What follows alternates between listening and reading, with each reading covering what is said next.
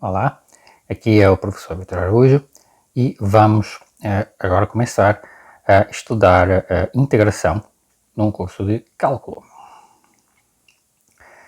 Integração é um método para resolver o problema de cálculo de áreas sob gráficos de funções. Vamos considerar uma função contínua não negativa com domínio em R. Está aqui o gráfico dela. Queremos determinar a área de uma região compreendida sob o gráfico da função, por baixo do gráfico, acima do eixo OX, né, e entre as retas x igual a x igual a b. É esta região sombreada aqui.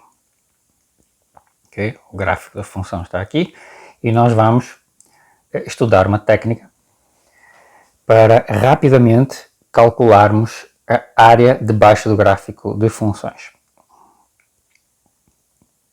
Qual é a ideia para o cálculo desta área? Okay? Uma ideia é aproximar a área da figura usando a área de retângulos com o seguinte método de aproximação. Okay? Divido o intervalo AB em n subintervalos de tamanho iguais, ou seja, eu dividi o AB em intervalos de tamanhos iguais. Sobre cada um desses subintervalos, construa um retângulo com a maior altura possível, tocando o gráfico da curva por baixo. Aqui um dos retângulos, outro retângulo, outro retângulo, outro retângulo. Soma a área de todos os retângulos e chama esta soma de Sn, digamos. Então este valor Sn aproxima a área sob o gráfico da curva e ele fica, a aproximação é mais precisa, melhor, quanto maior for o número de subintervalos. Okay? Com este método de aproximação, o valor exato da área deverá ser o limite, quando o n para infinito, destas somas de retângulos. Os retângulos ficam cada vez mais fininhos e vão aproximar cada vez melhor a área debaixo do gráfico.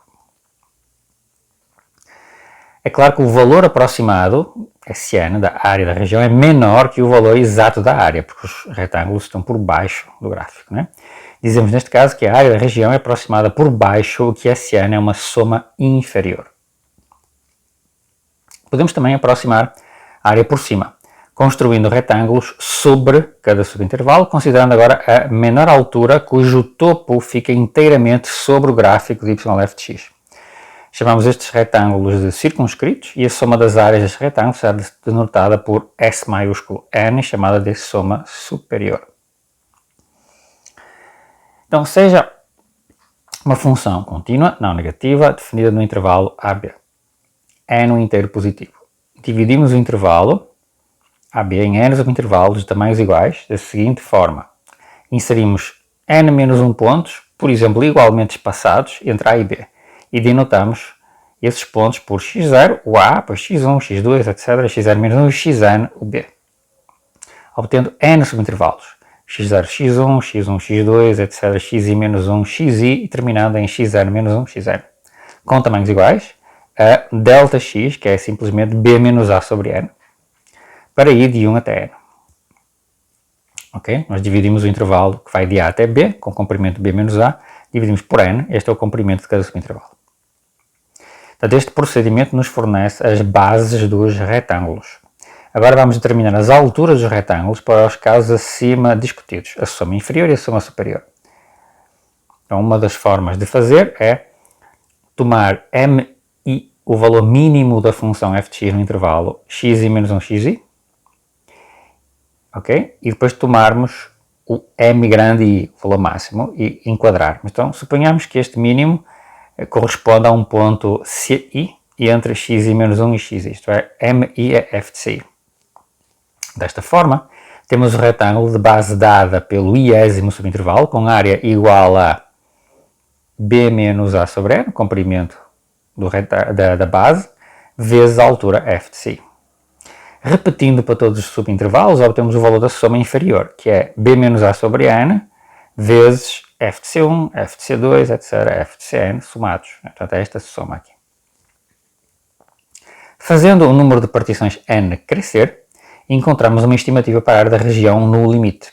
Ou seja, eu faço n ir para infinito, nesta expressão. Aqui esta soma esta soma, né, vai ter cada vez mais termos, certo? Ok? Portanto, isto aqui cresce muito rápido e depois precisa ser compensado com o n para dar algum valor finito aqui. A soma superior é feita do mesmo jeito, só que em vez de eu tomar mi pequenininho, o valor mínimo da função em cada subintervalo, faço um mi grande, o valor máximo da função em cada intervalinho. Suponhamos que o máximo seja em fdi, para um di entre xi menos 1 e xi, ok? E agora o argumento é o mesmo, a soma superior é b menos a sobre n vezes fd1 mais fd2, etc, mais fdn, é esta soma aqui. Então, fazendo agora o número de partições crescer, nós vamos encontrar uma estimativa para a área da região por cima, né? Temos aqui os retângulos, né? Que eles estão por cima do gráfico da função. Okay? De novo, isto aqui, né, é uma soma que fica com muitos termos quando o n cresce. Ok, agora suponhamos que escolhemos qualquer altura para cada um dos retângulos, um f de xi estrela, para algum xi estrela entre o xi menos 1 e o xi, no iésimo intervalo. Ok? Bom, então, como nós antes tínhamos achado o mi minúsculo e o mi maiúsculo, os máximos e os mínimos, então, claro, este f de x estrela está entre os dois. Né? E nós podemos, então, enquadrar as áreas dos retângulos entre a soma inferior e a soma superior. Podemos obter esta expressão aqui, que está tudo enquadrado, né? E, portanto, a soma superior que a gente obteve e a soma inferior, elas enquadram a soma para quaisquer escolhas dos pontinhos no meio do intervalinho, de cada um dos intervalinhos, né? Então, isto também é chamado as somas de Riemann. Estas somas são chamadas somas de Riemann.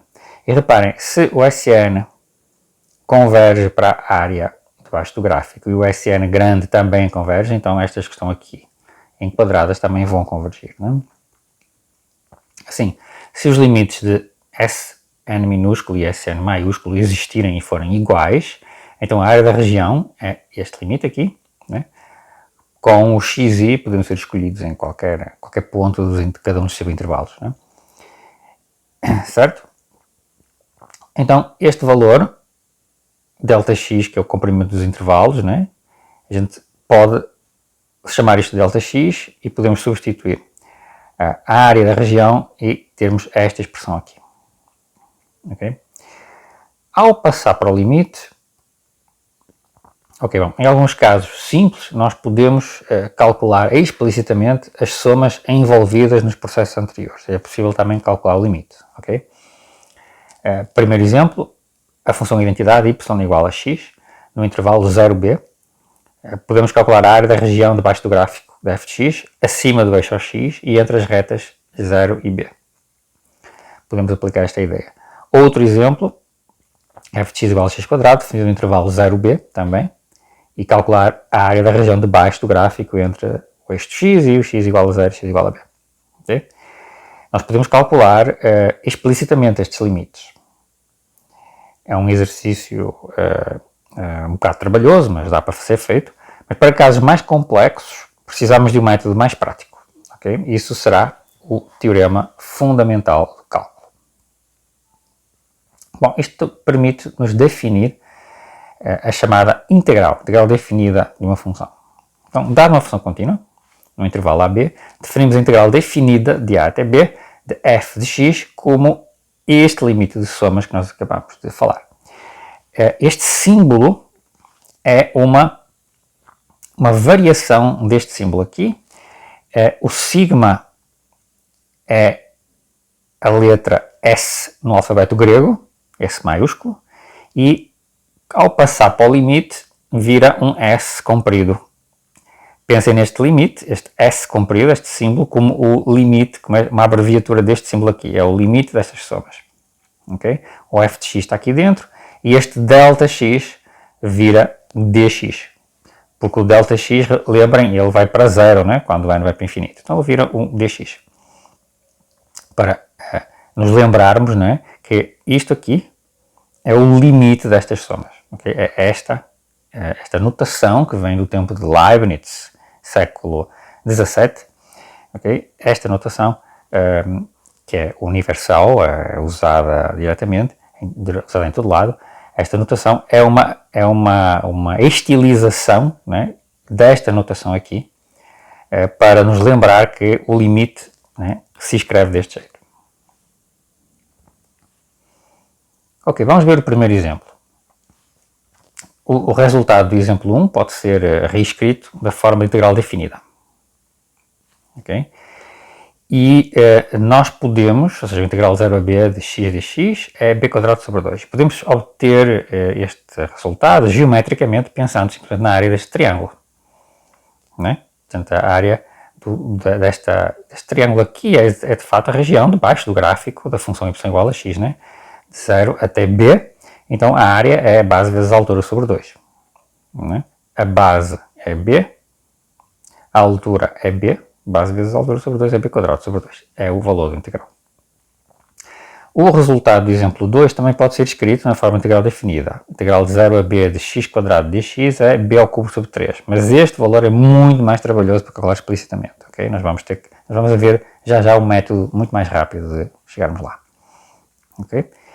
Uma coisa importante que nós temos que nos lembrar acerca das integrais definidas é que este símbolo representa a área consinal. Okay? A área consinal de uma região é a área da porção da região acima do eixo OX menos a área da porção da região abaixo do eixo OX. Portanto, a integral definida pode ser interpretada como a área total consinal entre a curva fx e o eixo x no intervalo AB. Nós até agora olhamos para integrais de funções positivas, né? Então tínhamos o gráfico sempre acima do eixo de x para simplificar a apresentação. Mas de fato, este integral ele é a área consinal. Okay? Então, exemplo. Calcule o integral de menos 2 até 3 de f de x dx para a função f desenhada aqui embaixo. Então ela tem um pedaço acima do eixo de x, dois pedacinhos aqui e outro pedaço abaixo do eixo de x. Ok? Então o que é que a gente faz? A gente interpreta a integral como área consinal. Então este integral, de fato, é 1 vezes 1 aqui. Portanto, é a altura 1 e a base é menos 2 menos menos 1. Aliás, menos 1 menos menos 2, né? O comprimento aqui é menos 1 menos menos 2, portanto é 1 vezes 1. Em seguida temos, este pedaço aqui tem a altura menos 1. A altura aqui é menos 1 e o comprimento da base é 2. Né? É 1 menos menos 1. Portanto, isto aqui vai dar menos 2. Né? E finalmente, este aqui tem a altura 2 e base 2. Portanto, este aqui tem área 4. Então, 1 mais 4 menos 2. Ok? 3. Concluímos que o integral é 3. Ok? A área, de fato, é a área debaixo do gráfico consinal. Certo? Então, nós apresentamos inicialmente só com funções positivas para transmitir mais claramente a ideia geométrica, mas é importante lembrar que a definição exata do integral é a área consinal. Okay? E, finalmente, uma função é chamada integrável, uma função definida no AB, dizemos que ela é integrável quando existe o integral. Ou seja, os limites que envolvidos na definição integral existem. O limite das somas superiores existe, o limite das somas inferiores também existe e os limites coincidem. Okay? E nós temos sempre mencionado funções contínuas e, de fato, há um resultado geral que diz que qualquer função contínua definida num intervalo fechado, AB, é integrável nesse intervalo. Garantidamente os limites existem e são iguais. O limite das somas superiores e o limite das somas inferiores. Okay? E vamos já ver um exemplo de cálculo, né, usando esta ideia aqui, já no próximo vídeo.